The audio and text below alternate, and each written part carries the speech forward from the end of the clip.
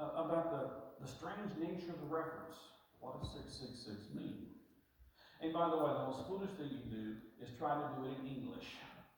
Because Revelation 13:18 doesn't work in English. It was written in Greek.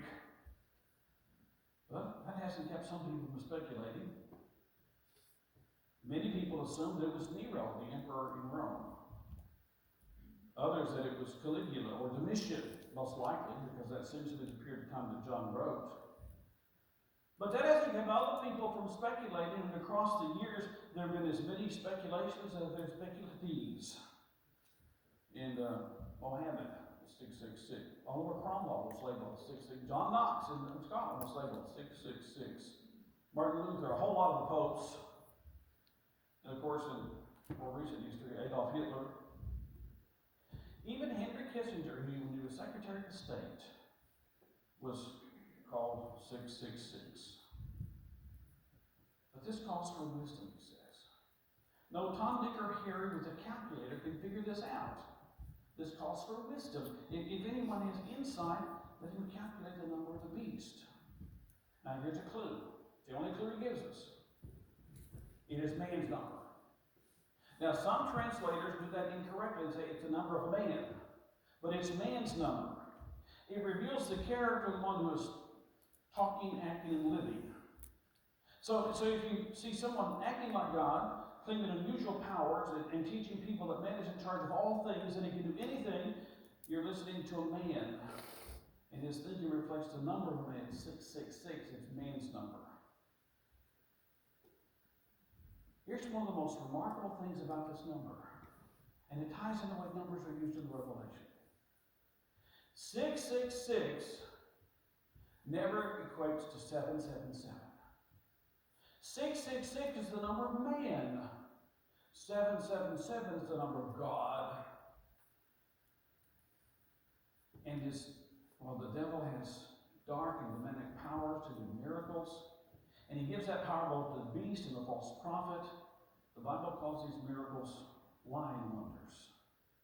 They're deceitful in their power and their purpose. The devil has any number of tricks in his bag. He'll have devilish magic and will have supernatural power. He'll make fire come down from heaven under this image that can speak and act.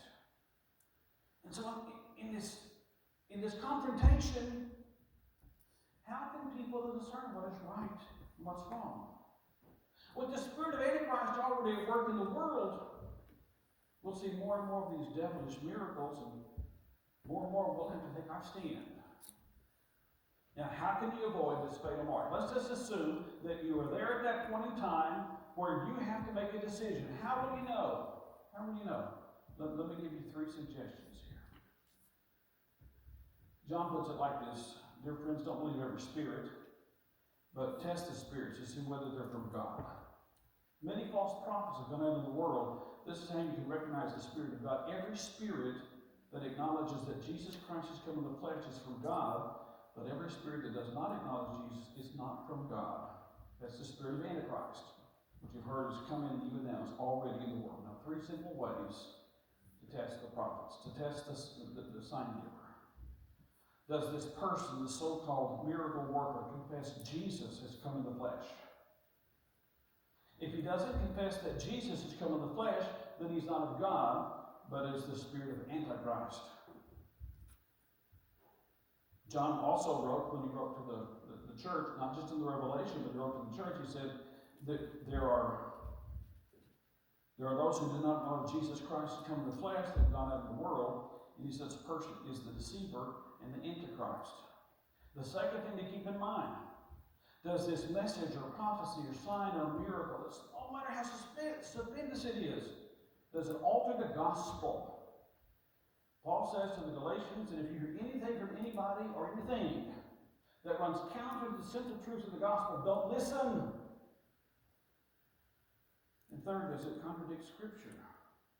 No matter the dramatic sign, if it calls us to worship another God, Moses gave the instruction a long time ago, don't listen. Even as the most stupendous miracle, even if it's the most dramatic message, but it leads you to deny God and your faithfulness to Him, don't listen. Even if you see a miracle with your own eyes, but it doesn't line up with the Word of God, reject it. Reject it. Don't follow it. Now, let me close with one little word of advice here. There are some people that say we'll never face that ultimate choice. Maybe we won't. But basically, we face that choice every day. There are some times that we face situations that are so dire that it looks like we are totally bereft of everything that is. We can't buy and sell. Habakkuk, an Old Testament prophet, didn't look to the end of the age, but he looked to the time that he lived in, and he saw that it was a terrible time, that it visited terrible distress on him, and the distress was such that some people were throwing up their hands and giving up on their faith in God. But here's what Habakkuk said: I'll wait patiently. Though the fig tree does not bud, and there are no grapes on the vines, though the olive crop fails, and the fields produce no food, though there are no sheep in the pen, and no cattle in the stalls. I can't buy and sell, he says. Yet I will rejoice in the Lord. I will be joyful in God, my Savior. And that's the faith that sees us all the way through life and into heaven. If you don't know that faith, find Jesus as your personal Savior. Make that simple confession that says, Lord Jesus, I know I'm a sinner and need your forgiveness. I believe you died for my sins. I want to turn from those sins. As much as I know how, and I invite you in my heart and life. I want to trust your Savior and follow you as Lord for the rest of my life. And when you make that decision, you're marked. Not with the mark of treachery, and not with the mark of doom, but you are sealed by the Spirit of God and kept by His hand, ready for eternity. Let's pray.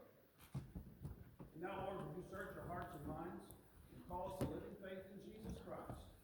Would you visit us with your powerful Spirit and mark and seal us so that now and forever we will be your followers? Through Christ our Lord. Let's stand together.